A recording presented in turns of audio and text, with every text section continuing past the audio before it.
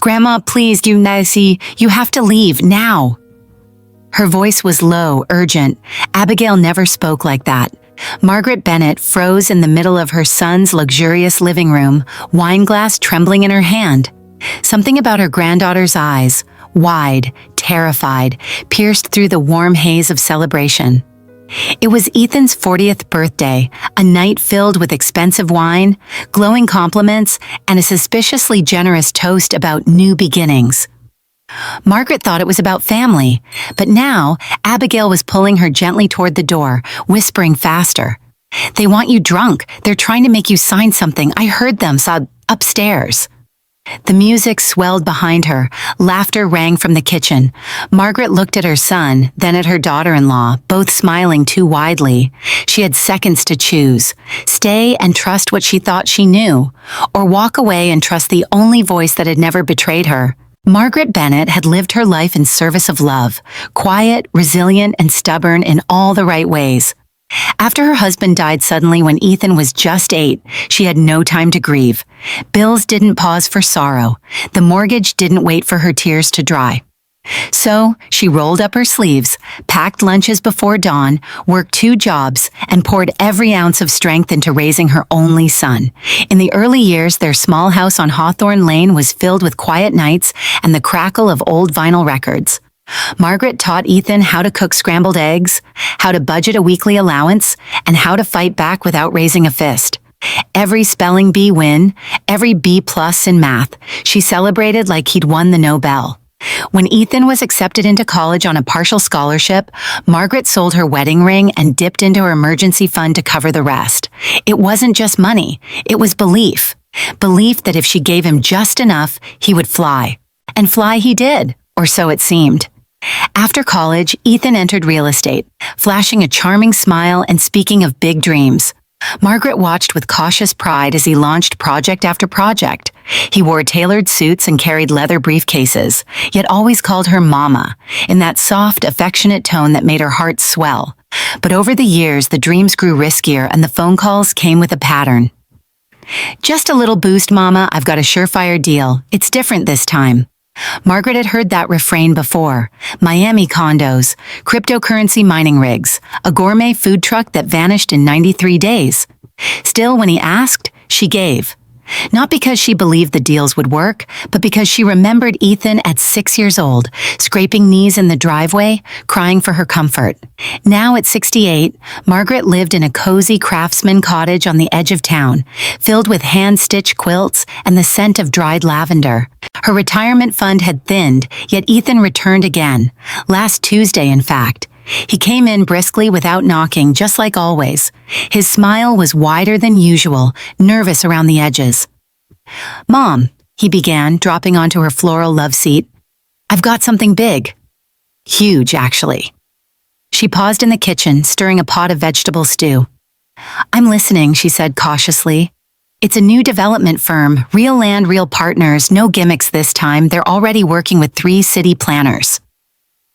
Margaret turned down the stove and walked over, wiping her hands on a towel.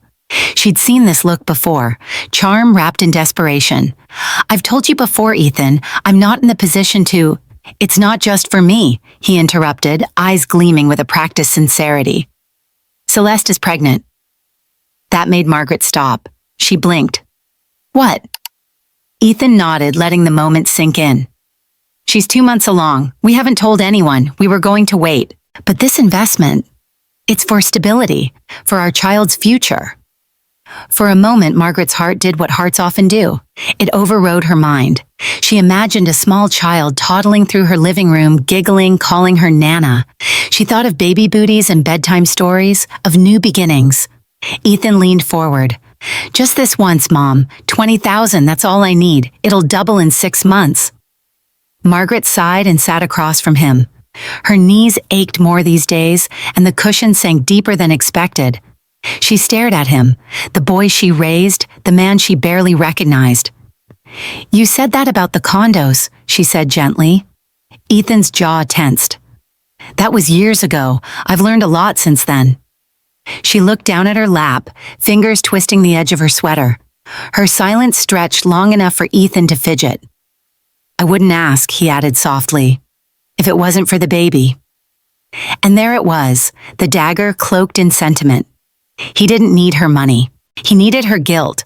Margaret had no more rings to sell, but she had a home, a bank account, and a lifetime of memories telling her that mothers never stop giving. She didn't say yes, not yet, but she didn't say no either.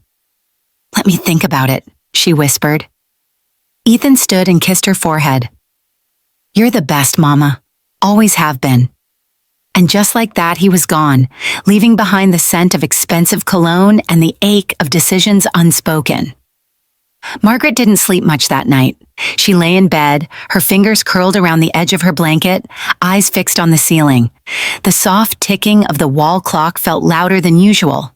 $20,000. She had saved that amount over the years through careful budgeting and quiet sacrifice. It wasn't a fortune, but it was supposed to be her cushion. Something for emergencies, maybe a trip she'd never taken, or upgrades to the roof she kept patching herself. By morning, she had made up her mind. She would give it to him just this once. If not for him, then for the unborn child who might one day call her Nana. She transferred the funds online before breakfast. The confirmation ping felt heavier than it should have. 2 days later, Abigail stopped by. Her presence always brought light. At 18, she had Margaret's spirit. Sharp-eyed, independent, but tender in quiet moments. She was in town briefly, visiting during a long weekend from college. Nana, she sang as she walked through the door with a bag of takeout and her signature grin. Margaret hugged her tightly. You smell like French fries and ambition. They spent the afternoon catching up over greasy burgers and milkshakes.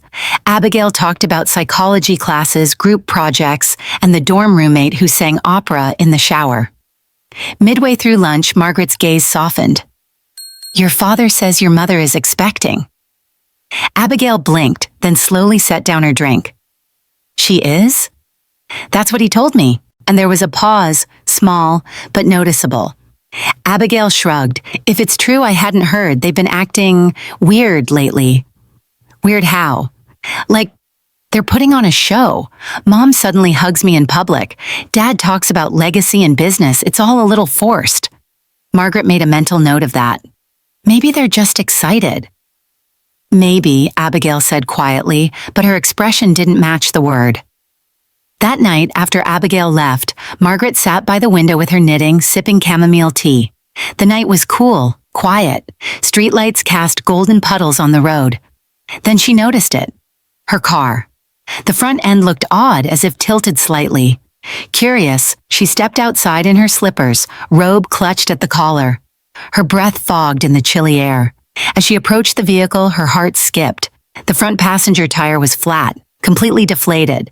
She walked around to the other side, same thing, both rear tires too, all four flat. Not slashed, but punctured, subtly and surgically. A sinking feeling bloomed in her stomach. She reached into the mailbox, found her flashlight, and crouched down. Each tire had the same clean puncture near the sidewall. Precise, deliberate. Not nails from the road, no slow leaks. This had been done with intention. Margaret stood there in silence, the breeze tugging at her robe. Who would do such a thing? The next morning, she knocked on Mrs. Granger's door, the neighbor who never missed a thing. The older woman greeted her with a steaming mug in hand. Margaret, dear, you're up early. My tires were damaged last night, Margaret said gently. You didn't happen to see anything, did you? Mrs. Granger's brow furrowed. Now that you mention it, I saw Ethan outside your house last night. He was walking around your driveway. I figured he forgot something in his car. Margaret felt her chest tighten. What time? Around 10, maybe later. I was sitting out with my tea. You know I don't sleep well. Margaret nodded, thanked her, and returned home. She sat at her dining table, staring at the cold toast on her plate. Her hands didn't move. Later that day, she called Ethan. Hey, Mama, he answered cheerily. My tires were punctured last night, she said plainly. A pause. That's terrible. Probably some kids messing around. All four, same spot, same pattern. Another pause, then softer. Are you saying I did it? I'm saying I was told you were near my driveway around the time it happened. Ethan's voice rose slightly. Mama, why would I ever do something like that? Margaret didn't answer immediately. Her thoughts spun, not with anger, but with confusion. She had trusted this boy, this man, with everything. "I'm just asking," she said, voice level. "I dropped by to check if I left my sunglasses, that's all. I didn't even go near the car." "All right," she replied. "Thanks for clarifying." "Mama, come on. You don't really think I'd do that." She didn't answer. When the call ended, Margaret sat motionless. The warmth of maternal instinct battled the cold sting of doubt. For the first time, she felt something shift, subtle but irreversible. Something in her had begun to wake up. 3 weeks later, Margaret received an ornate envelope in the mail. Thick, cream-colored paper embossed in gold script. "Please join us for a very special evening, Ethan's 40th birthday celebration." The return address was Ethan's, but the card inside was signed "With love, Celeste." She hesitated before placing it on the counter. The memory of the flat tires still lingered like a bitter aftertaste. Ethan had never confessed, and she'd let the matter go for now. But the unease hadn't faded. Later that afternoon, Ethan called. "You got the invite, right?" he asked, his tone overly cheerful. "I did." "I know it's short notice, but Celeste's been planning it for weeks. Just family and close friends. Molly will be there, and Mom. It would mean the world to me if you came." Margaret paused. His voice sounded too polished, like a man rehearsing kindness. "I'll be there," she said finally. Saturday arrived with a brisk spring breeze. Margaret wore her navy blue dress and a pearl necklace Ethan had given her for Mother's Day 5 years ago. She took a cab, not trusting her car after the last incident. Ethan's house looked different. The modest 2-story colonial had been transformed. White string lights lined the eaves, a valet parked luxury cars along the street, and music drifted through open windows. Margaret's heels clicked along the polished stone walkway. New, not the cracked cement she remembered. Celeste greeted her at the door, air kissing her cheeks. "Margaret, darling, so glad you could make it. Come in, everyone's inside." The moment she stepped in, Margaret felt out of place. The living room had been redecorated entirely. No more thrift store pieces or faded curtains. Instead, sleek furniture, glass sculptures, and a chandelier dripping with crystals dominated the space. It was the kind of decor you found in magazines, not in homes 2 paychecks from foreclosure. "You like it?" Celeste purred. "We wanted the space to reflect our new chapter." Margaret offered a polite nod but said nothing. She walked slowly toward the dining area, where guests mingled around a catered buffet. Lobster tails, filet mignon sliders, imported cheeses, more food than some weddings. She spotted Molly across the room and waved. The girl ran up to hug her tightly. "I'm so glad you came, Nana," she whispered. "It's a little much, huh?" Margaret smiled, but her eyes scanned the room. "That's one way to put it." Ethan emerged from the kitchen, wearing a tailored navy blazer, gold cufflinks glinting at his wrists. "Mama," he said, grinning wide. "You look beautiful." "Thank you," she replied. "Come, let me get you a drink. Your favorite, Pinot Noir, right?" Margaret allowed him to pour a glass. She took a small sip, the flavor too rich for her usual taste. As she turned to observe the room again, a man brushed past her shoulder and whispered, "So proud of Ethan. Heard he's finally taking over the family business. Must be a relief for you." Margaret blinked. "Excuse me?" The man smiled.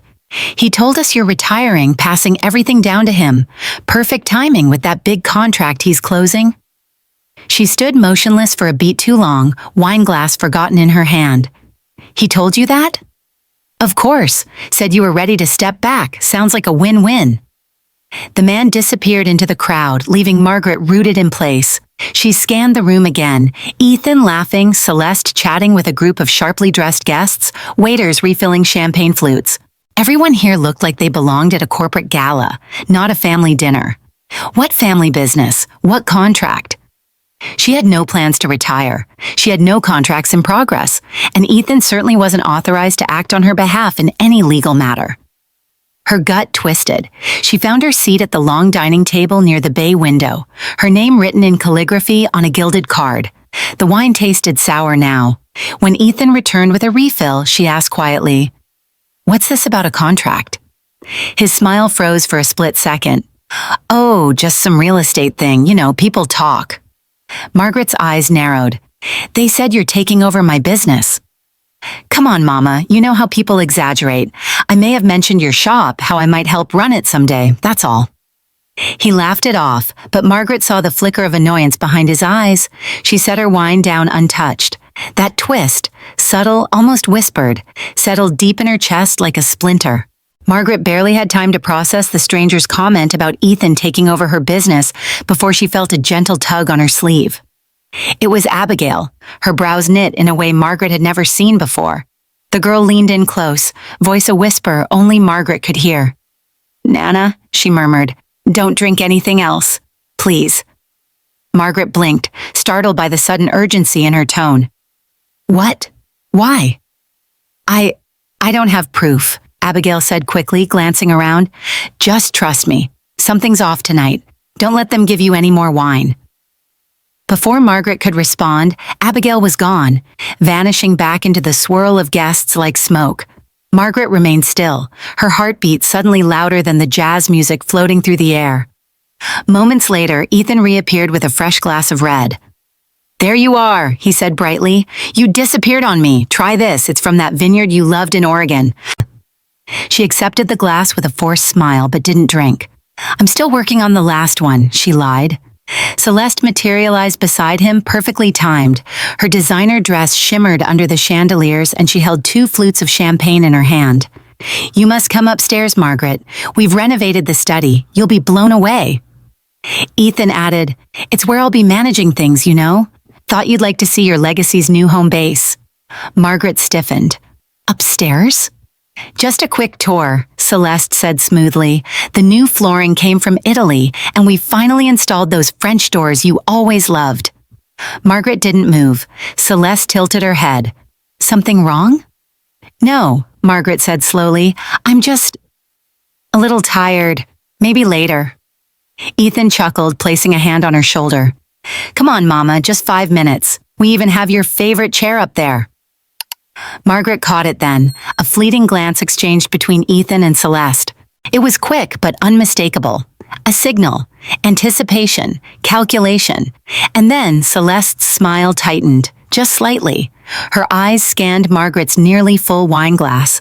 "I think I'll stay down here for now," Margaret said calmly, setting her glass aside.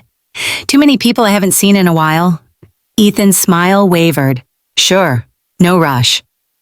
The moment passed, but Margaret's suspicion had blossomed fully. Her mind replayed every odd moment of the evening, the lavish decor, the strange whispers, Abigail's warning. She moved to the edge of the room, searching for clarity in the swirl of confusion. That's when a tall man in a tailored gray suit approached her. "Mrs. Bennett?" he asked with a courteous nod. "Yes," she answered warily. "I'm Richard Caldwell, Ethan's legal counsel." He extended a hand.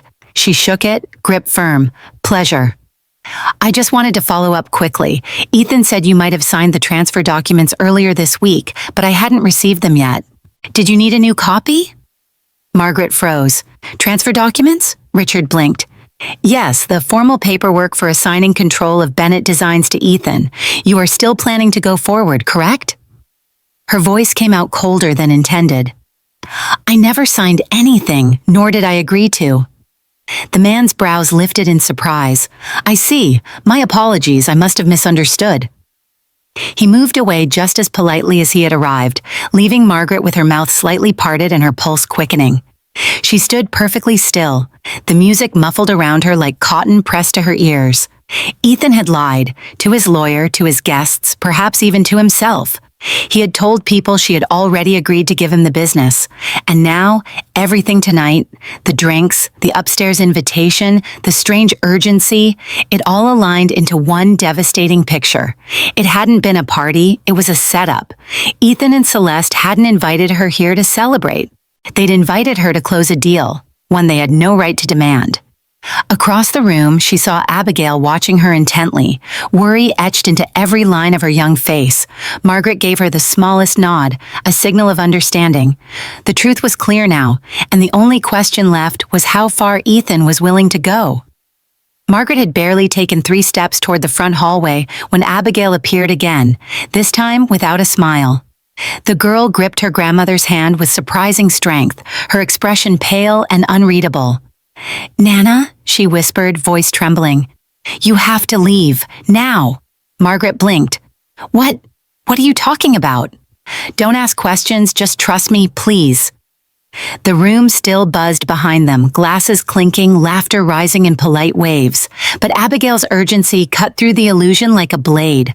Her eyes darted toward Ethan and Celeste across the room. They were engaged in quiet conversation, too far to hear but too close to feel safe.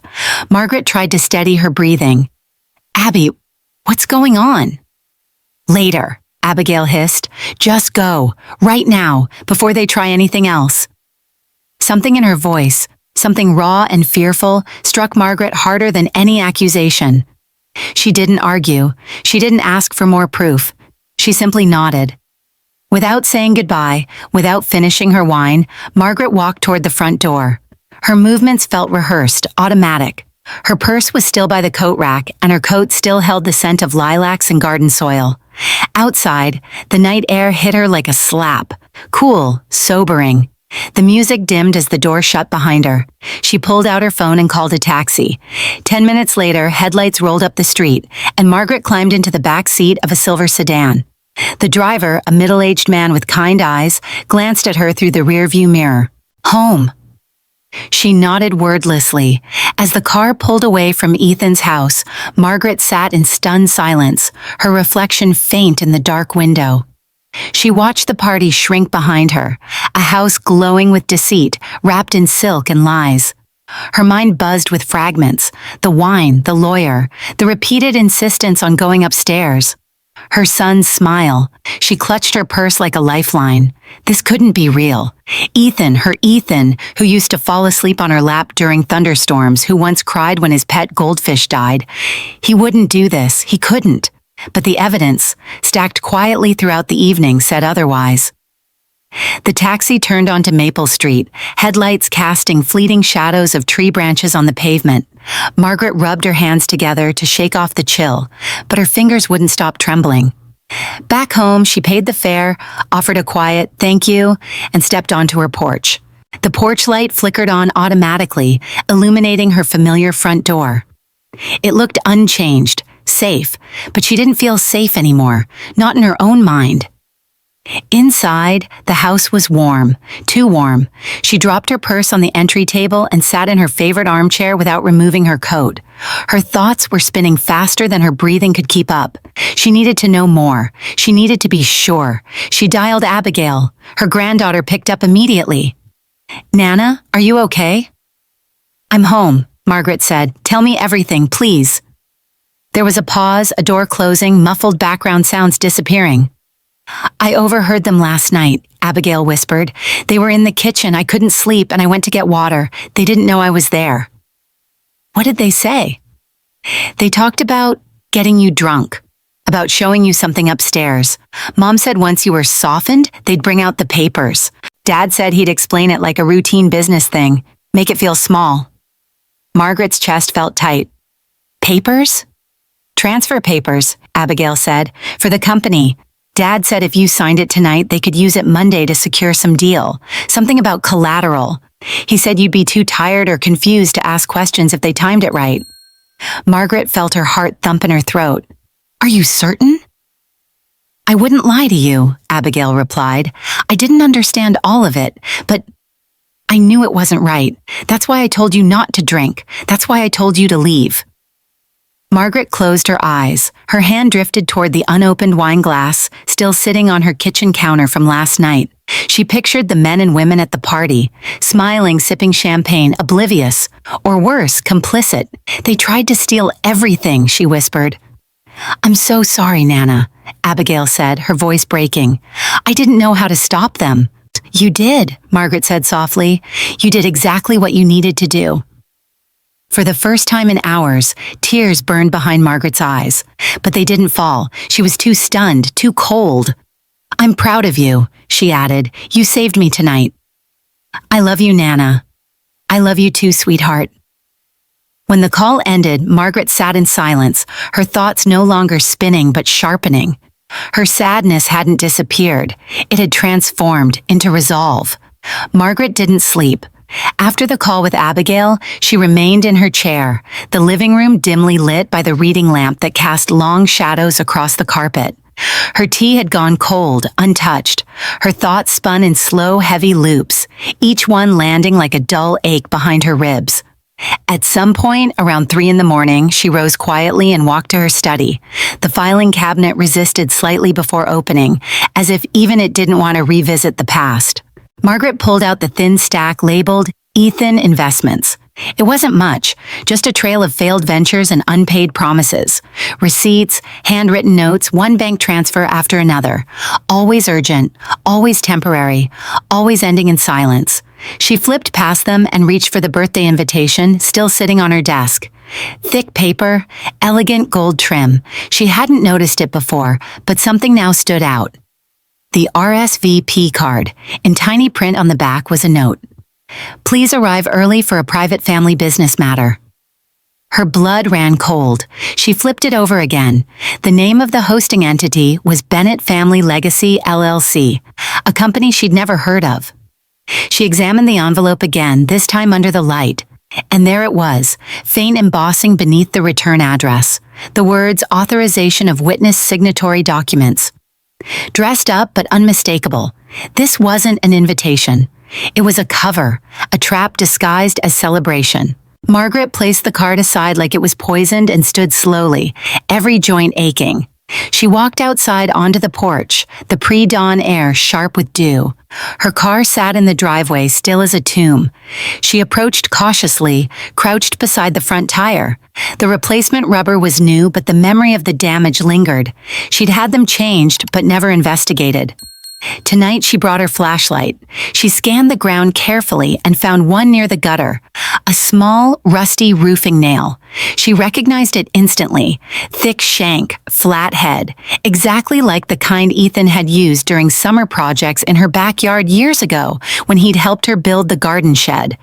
He'd stored a box of them in a red-lidded container in her tool shed. Still did. Margaret stood and turned toward the shed. It was locked, but the key always hung behind the pantry door. She retrieved it, hands steady now. Inside the shed, everything was in its place except one thing. The red-lidded box. It sat on the bench, open, half empty. She didn't need fingerprints, she didn't need cameras. She knew. Ethan had sabotaged her car, on purpose, and he'd done it just days before, orchestrating a party where he would try to take her company, her savings, everything. When the sun finally rose, painting the horizon in hues of golden ash, Margaret was already back inside. Her house felt different now, smaller, tighter, as if the walls themselves had recoiled in shame. Around 8 a.m., there was a knock at her front door. Mrs. Granger stood outside, wrapped in a shawl and holding a mug. "I saw your lights on all night," she said softly. "Mind if I come in?" Margaret stepped aside. Of course. The two women sat in the kitchen, silence hanging between them for a long moment. "I didn't know if I should say anything," Mrs. Granger began, fingers curling around her mug. "But after what happened with your tires, I think you deserve the truth." Margaret leaned forward slightly. "Go on." "I saw Ethan the night it happened. It was after that argument. Your voices carried. I was out on my porch like I always am." Margaret's stomach dropped. "He walked around your car," Mrs. Granger continued, "crouched down by each tire. I couldn't see exactly what he was doing, but he kept looking over his shoulder like he didn't want anyone seeing him." "You're sure it was him?" Mrs. Granger nodded firmly.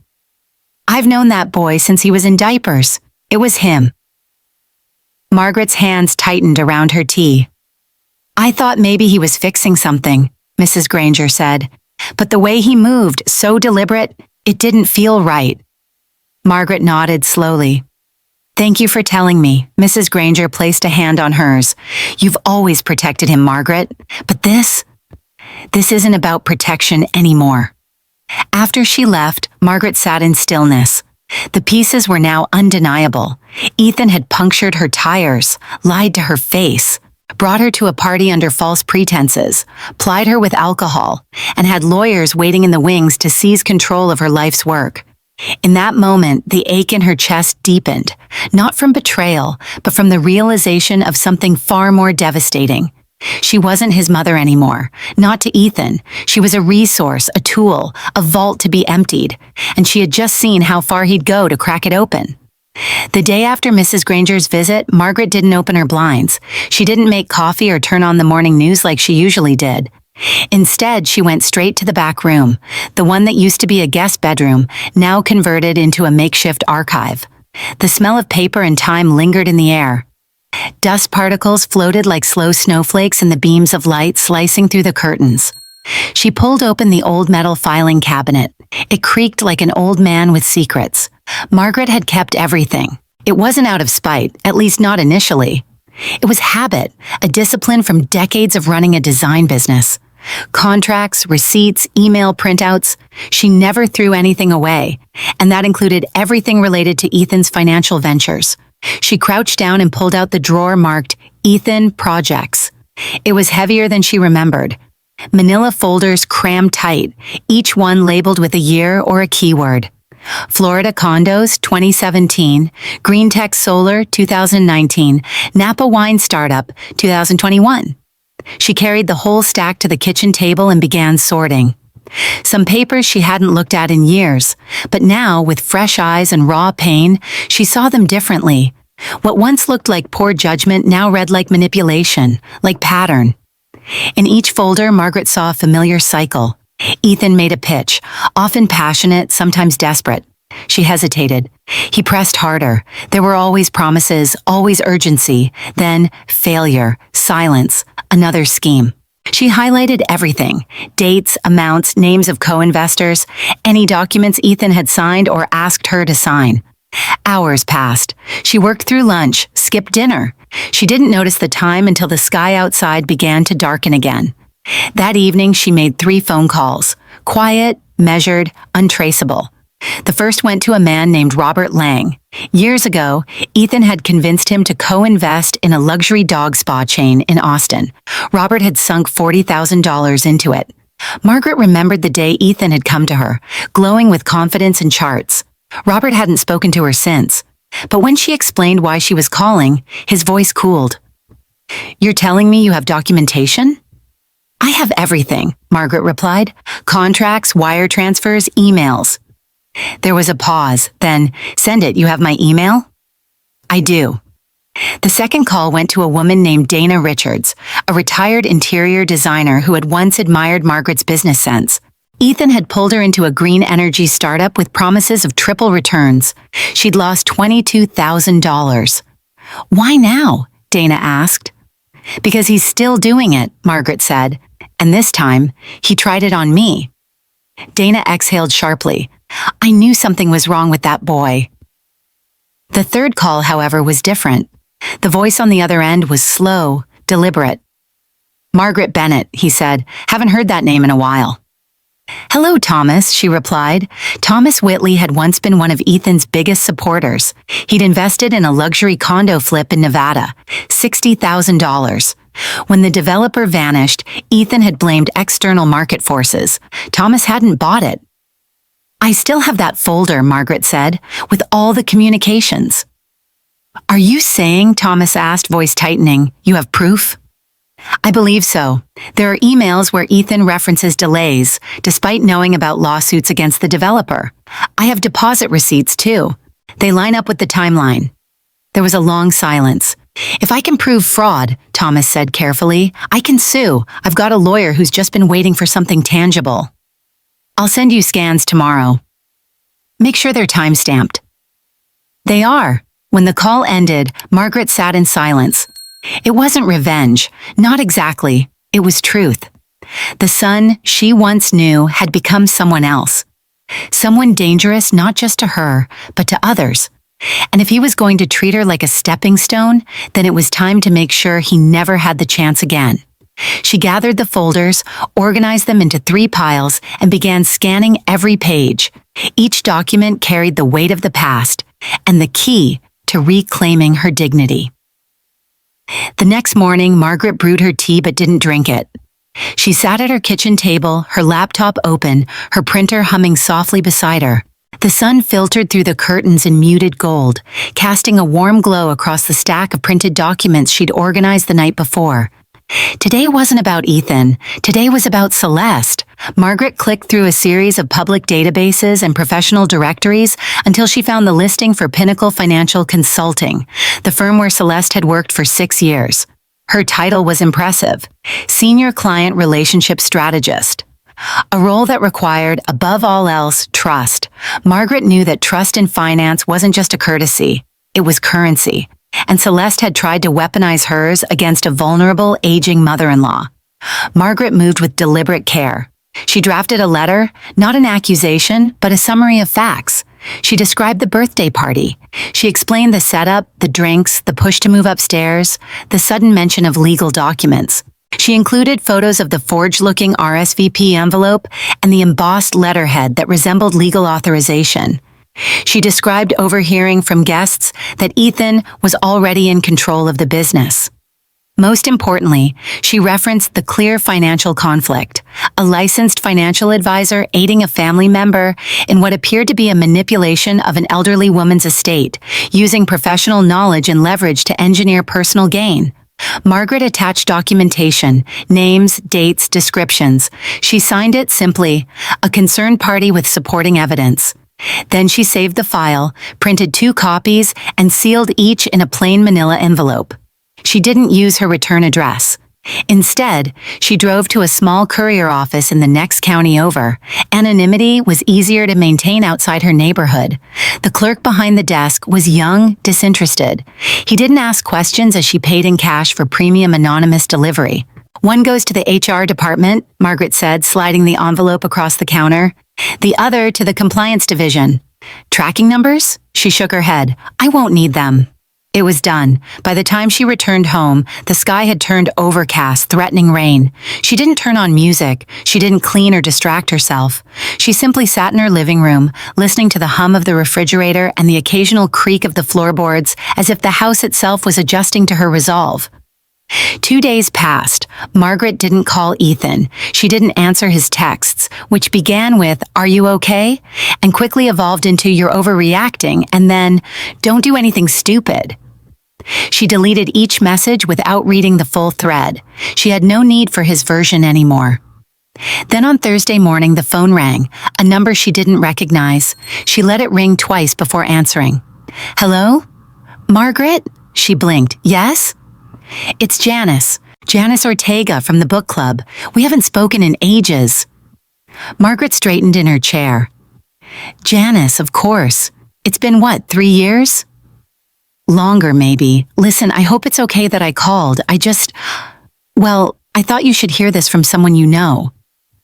Margaret's breath caught slightly. "What is it?" Janice hesitated. "I work in HR at Pinnacle Financial. I wasn't supposed to say anything, but you should know. There's an internal ethics review happening. Someone submitted serious allegations about Celeste, and they're taking it very seriously." Margaret was silent.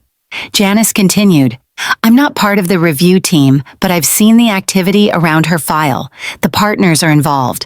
The compliance director, too. Whatever was submitted by me, it had teeth." Margaret exhaled.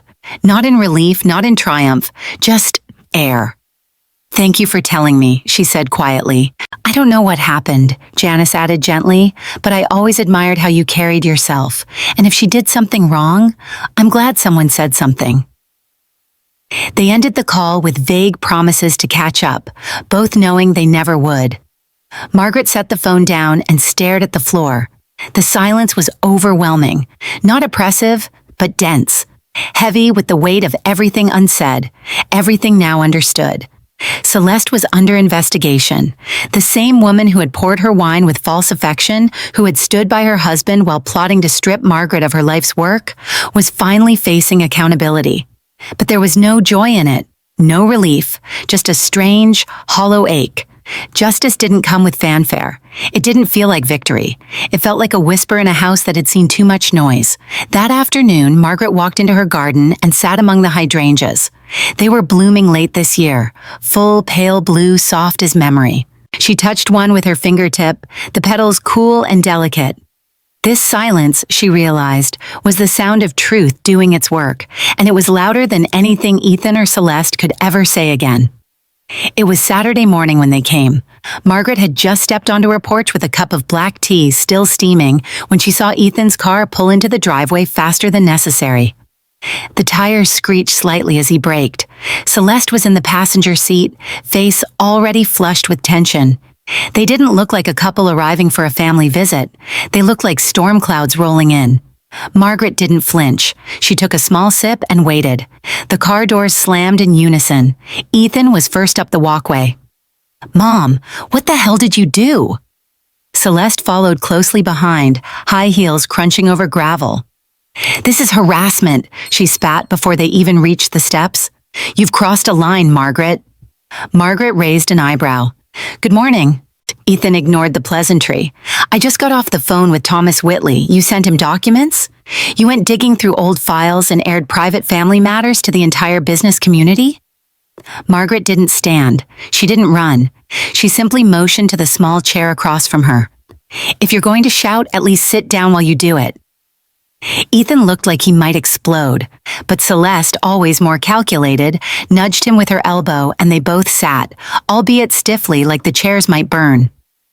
"I want to hear your side," Margaret said calmly. "Go ahead." "You're trying to destroy us," Ethan snapped. "Our family, our reputation. You think I'm just going to let that happen?" "You tried to steal from me, Ethan." "I was trying to build something." His voice cracked with desperation. "All those years you said you wanted me to have the business, that I'd take it over someday. I thought this was that moment. You thought getting me drunk, springing surprise documents, and calling it a birthday celebration was honorable succession?" she asked. His mouth opened, then closed. Celeste leaned forward. "This is a misunderstanding," she said with a forced smile. "You misread the situation, Margaret. No one was going to force you to sign anything." Margaret leaned back slightly, watching them. "I have the audio." Celeste's smile froze. "Excuse me." "I installed security cameras in the living room last year, not just for break-ins, mostly to monitor cleaning staff while I was away, but it picked up audio that night." Ethan paled. "What audio?" "You and Celeste, discussing the plan, timing the wine, debating which guest would distract Abigail while you brought me upstairs." Ethan's hands balled into fists. Margaret wasn't done. "I also spoke with Mrs. Granger. She saw you puncturing my tires the night we argued. I checked the nail, matched your gardening supplies exactly." Celeste's face turned crimson. Margaret opened a manila envelope beside her chair. "And these," she said, sliding it across the table, "are copies of every failed investment you ever dragged me into. Every check, every lie. I gave them to your victims." Ethan's shoulders sagged. For a moment, the anger drained, replaced by something far sadder. He looked like the boy she'd once known, confused, scared, small. Then Celeste slammed her hand on the table. "You think this ends with your little folder and your neighborhood gossip?" she hissed. "I will sue you for defamation, for slander, for invasion of privacy. You have no idea what you've started." Margaret didn't blink. "I didn't start anything. I just stopped pretending." "You've ruined my job," Celeste hissed. "Do you know how humiliating it is to be put under ethics review? You're trying to destroy my career." "You did that yourself," Margaret said coolly, "by trying to con your mother-in-law." Ethan buried his face in his hands. "Celeste, stop." "What?" she snapped. "I didn't think she'd go this far. I thought she'd sign. I thought she'd forgive us." "There's nothing left to forgive," Margaret said, rising now. "You crossed a line, and you thought I wouldn't fight back." She stepped past them toward the front door. "I loved you, Ethan. I raised you with everything I had, but you looked at me and saw a bank account, and that's what broke us." She turned to Celeste. "And you made him think this was normal, that exploiting people was business as usual. I hope one day you understand what you've taught your daughter." Celeste opened her mouth to speak, but no words came. Margaret stepped inside and closed the door. She didn't lock it. She didn't need to. Some doors, once shut, never open again. Margaret stood behind the closed door listening. No shouting, no footsteps. Just a long silence beyond the porch and the faint rustle of spring wind through her hydrangeas. Her heart wasn't racing, it wasn't even heavy. There was a calm in her chest that she hadn't felt in years, not the peaceful kind, but the type that followed finality, like ashes after the fire. Outside, Ethan and Celeste didn't leave immediately. She knew. She could feel them lingering, searching for one last foothold, one last manipulation. A soft knock came. Margaret opened the door again, just enough to see their faces. Ethan looked hollowed out, eyes sunken and red. Celeste, by contrast, looked different. Not angry now, not defiant, just broken. Her mascara smudged under her eyes, her lips trembling. "I'm not going to press charges," Margaret said, cutting off whatever Celeste was about to say. "I'm not going to the police, I'm not going to the press, and I'm not calling lawyers." They both stared. "You won't?" Ethan asked. "No," Margaret said quietly, "not because I forgive you, but because I don't want to waste another second of my life thinking about you both." Celeste blinked. "You'll never be welcome in this house again," Margaret continued. "You won't see a dime of my savings, you won't touch my company, but you also won't be dragged through court. I don't want revenge, I want peace." The words hit like a slow storm. Celeste suddenly collapsed onto the porch step, her legs folding beneath her like a marionette cut loose. She began to cry, not a few polite sobs, but full-body trembling, gasping sobs that startled even Ethan. "Celeste," he murmured, stepping toward her.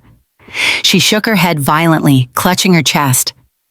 "He didn't tell you," she choked. "He didn't tell you everything." Margaret frowned. "What are you talking about?" Celeste looked up, her face contorted with desperation and something that resembled shame. "He borrowed money from people, not banks, not legal lenders." Margaret froze. "He got in too deep," Celeste whispered. "Some scheme in Chicago, and they started threatening him, and me, and Abigail." Ethan lowered his head. "We didn't come up with this out of greed," Celeste said. "We were drowning. We thought if we could just get your company transferred, even temporarily, we could use it as collateral, buy ourselves time. That's all it was supposed to be. Just time." Margaret's breath caught. "You were never meant to lose everything," Celeste added, her voice quieter now. "But you were the only way out." The words echoed in Margaret's ears. The only way out. That's what she'd become to them. Not a mother, not a human being, but an exit strategy. She nodded slowly. "Thank you," she said softly. Celeste blinked. "For what?" "For finally being honest, at least once." And with that, Margaret closed the door for the last time. 3 days later, a new email arrived. The sender, Ethan Myers, no subject line. Margaret stared at it for a long while before opening it. It was short. No attachments, no requests, just a few paragraphs. He wrote that he was sorry for the manipulation, for the lies, for making her feel like a stranger in her own family. He said he remembered her reading to him during storms, helping him build his first treehouse, standing in the rain outside his college dorm after he forgot to pick her up. He remembered her sacrifices. He claimed he always had. And then, at the end, "I thought I could fix everything without telling you how bad it really was. I thought I could still be your son and your savior. But I see now I was neither." Margaret closed the email. She didn't cry, she didn't reply, but she did something else. She went to her writing desk and pulled out a sheet of stationery. Pale cream, her favorite pen, the one with the deep blue ink. She began slowly in cursive. "Dear Ethan, I remember the night you lost your first tooth. You were so scared of blood, but you let me wrap a cold washcloth around your gums while we waited for the tooth fairy. You believed in magic then. I remember you running through the garden with your backpack flying open. I remember patching your jeans every week for 3 months. I remember the way you hugged me when you got your first job. You were always full of dreams. Some were good, some weren't. But I believed in you more times than I can count. And even after all of this, I still wish you well. I won't see you again. I won't speak to you, but I hope, truly, that you find a way to live without using people to breathe. You weren't born a manipulator. You chose that path, and you chose to walk it alone. Mom." She signed it simply and sealed it in an envelope. She didn't address it. Instead, she placed it in a drawer beside the first drawing Ethan had made in kindergarten, a house with 3 windows and a crooked tree. The drawer closed, and so did that chapter. The morning sun broke through with unusual warmth, brushing gold across the tops of the trees at Rosewood Park. Birds chirped like it was the first day of spring, even though the calendar claimed it was already deep into April. Margaret sat on a wooden bench near the duck pond, the same bench she had taken Abigail to when she was a little girl, chasing butterflies and dropping popsicles. Today, there were no butterflies, just peace. She saw Abigail approaching from across the lawn, her dark curls bouncing with every step. She still had that same determined walk, the one Margaret used to tease her about, like you're marching toward your future. Today, though, her pace was slower, thoughtful. In her hand, Abigail held 2 ice cream cones. One was chocolate, Margaret's favorite. "Extra sprinkles," Abigail said with a small smile as she sat down. Margaret chuckled softly. "You spoil me. You earned it." They sat quietly for a while, letting the breeze carry the silence. Ducks drifted lazily on the pond, occasionally quacking like they were part of the conversation. Abigail finally spoke. "Do you miss them?" Margaret didn't need clarification. She knew exactly who Abigail meant. "I do," she said softly, her voice barely above the rustling leaves, in the way someone misses a house they grew up in, even after it's been burned down. Abigail looked at her, eyes wide. "That's heavy," Margaret smiled. "It is, but it's honest." They both took a few bites of their ice cream before Abigail asked again, her voice lower. "Are you sad?" Margaret nodded, her smile still lingering but fragile now. "Yes, but I'm not sorry." Abigail looked at her, studying the lines around her eyes, the steadiness in her posture, the quiet grace she carried like armor. "I'm proud of you," Abigail whispered. Margaret's heart swelled, not with triumph, not even with relief, but with something steadier, like knowing a seed you planted years ago had finally pushed through the soil. "I have something for you," Margaret said, reaching into her bag. She pulled out a small envelope and handed it to Abigail. Inside was a single page, a legal document, brief, precise. Abigail read it twice before speaking. "You're making me a co-manager of the shop?" Margaret nodded. "Not because I need help running it, but because I want it to be part of your story now. The shop has always been about more than crafts. It's been a place where people come when they need stillness, beauty, or just a hand to hold." Abigail's throat tightened. "You think I'm ready?" "I know you are," Margaret replied. "You saw the truth when I didn't. You acted with courage when I was vulnerable. You protected me, not with anger, but with kindness. That's the kind of strength this business was built on." Abigail blinked quickly, swallowing emotion. "Thank you, Grandma." They sat for a long while, the sun rising higher above the trees, the breeze growing warmer.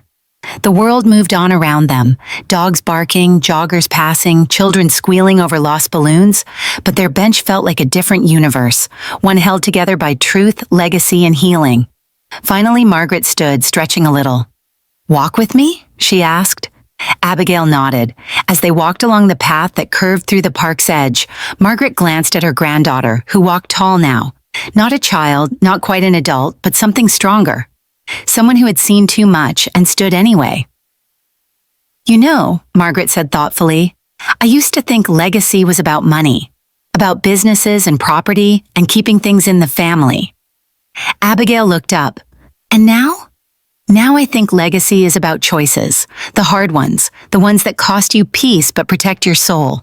They reached the edge of the pond where willow branches swayed like dancers over the water. "I hope you never have to choose between love and self-respect," Margaret said. "But if you do, choose the one that lets you sleep at night." Abigail slipped her arm around Margaret's. "I'll remember." They stood together, watching the sunlight ripple across the water, and for the first time in what felt like months, Margaret allowed herself a breath that reached all the way to her ribs.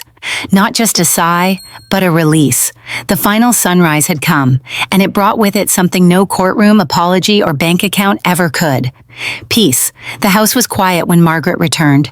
She hung her coat by the door, placed her purse on the entry table, and made her way to the study. The scent of lavender still lingered from the oil diffuser she'd forgotten to turn off this morning. A small comfort in a day that had already changed so much. She sat down at the desk beneath the window, where morning light always poured in best. A thick folder sat waiting for her, a new draft of her will, untouched since last year. She opened it slowly. The first name to catch her eye was Ethan Myers. Her pen hovered above it, then, without hesitation, she drew a single line through it. No rage, no bitterness, just clarity. She turned to the next page and filled in a new section. Primary beneficiary Abigail L. Myers.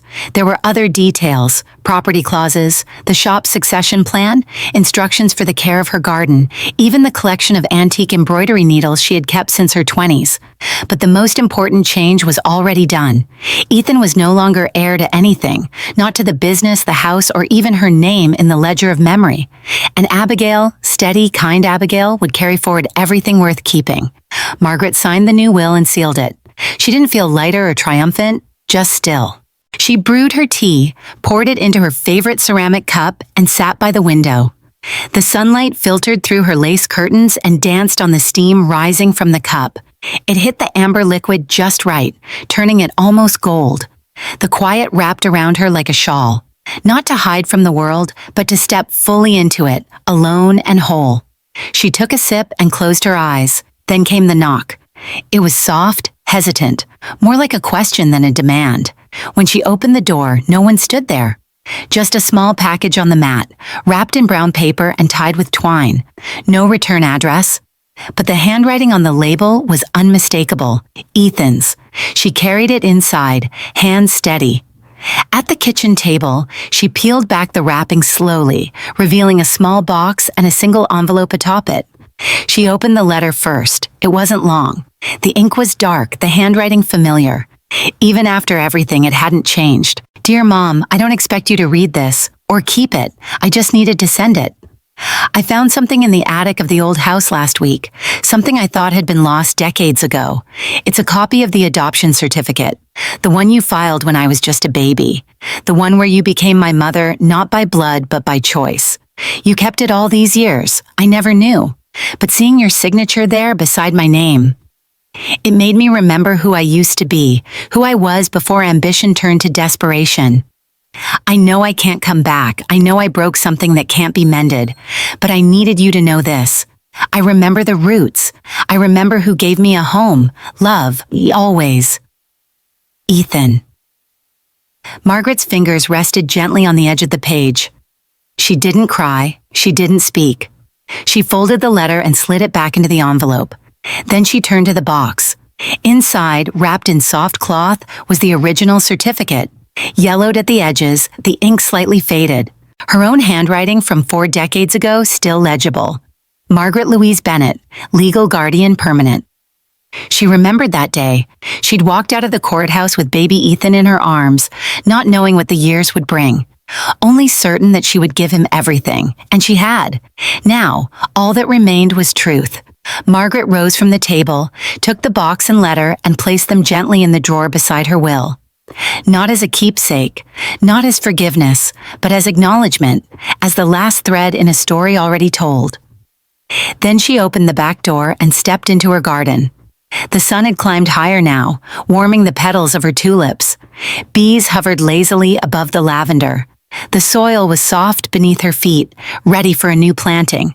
She knelt by the empty planter near the fence, hands in the earth. Margaret didn't need to forget. She didn't need to forgive. All she needed was this: a morning light, fresh soil, and freedom.